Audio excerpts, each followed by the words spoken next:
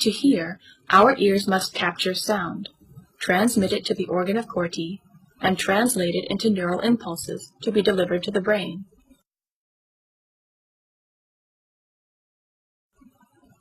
The organ of Corti is located in the cochlea, a spiral, three-chambered, snail-like structure, 10 millimeters wide, within a bony matrix.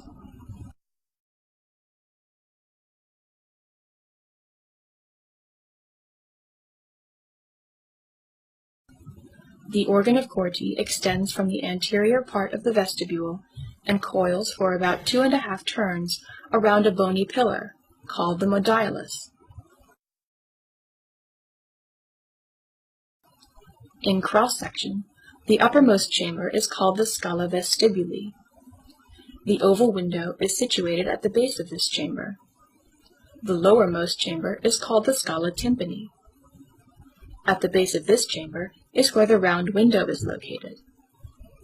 Both the scala vestibuli and scala tympani contain perilymph. Between the scala vestibuli and scala tympani is the scala media. This houses the organ of Corti, which is referred to as the receptor organ of hearing. The scala media is filled with endolymph. The scala media includes structures from the tectorial membrane, basilar membrane, and hair cells, which sense the mechanical forces.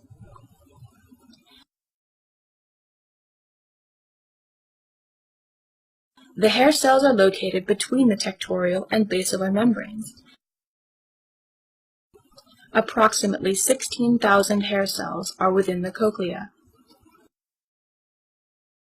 There are two kinds of hair cells, inner and outer hair cells. 95% of the afferent fibers are from the inner hair cells, the sensory receptors that communicate with neurons from cranial nerve 8. Outer hair cells receive mostly efferent input from the superior olivary complex. The filamentous structures that connect the tips of adjacent stereocilia are known as tip links. These are thought to amplify the forces in the area of the molecular sensors. How does sound enter the cochlea? Compression hits the tympanic membrane, causing the stapes to transfer force to the oval window. The sound travels down the scala vestibuli, around the helicotrema, to the scala tympani, allowing its fluid perilymph to mix. From there, sound moves to the round window. High frequencies are encoded at the base, and low frequencies at the apex. It is this property that leads to the tonotopic map along the basilar membrane.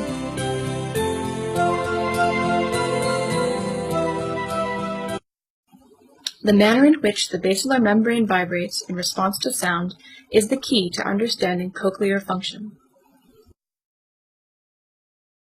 The hair cells are located between the tectorial and basilar membranes and are stimulated by the shearing force between the two caused by the pivot point of the two membranes. The pivot point of the basilar membrane becomes displaced. The tectorial membrane moves across the tops of the hair cells, causing the stereocilia to bend. The ionic environment of the compartments plays a critical role in signal transduction.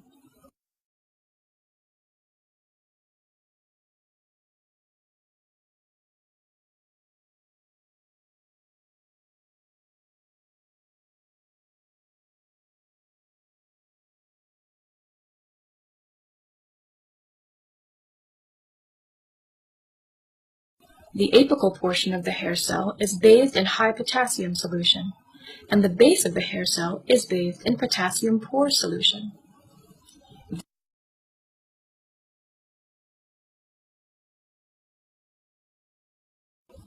This causes the opening of mechanosensitive channels, allowing potassium to flow into the cell, leading to depolarization.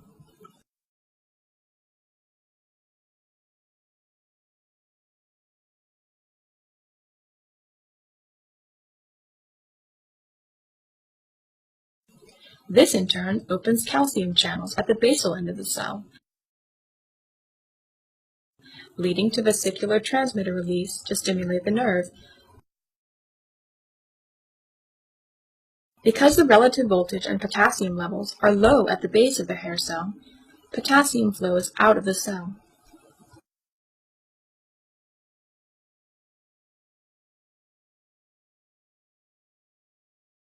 This establishes that potassium flow through the cell is used for both depolarization, potassium in at the apex, and repolarization, potassium out at the base of the hair cell.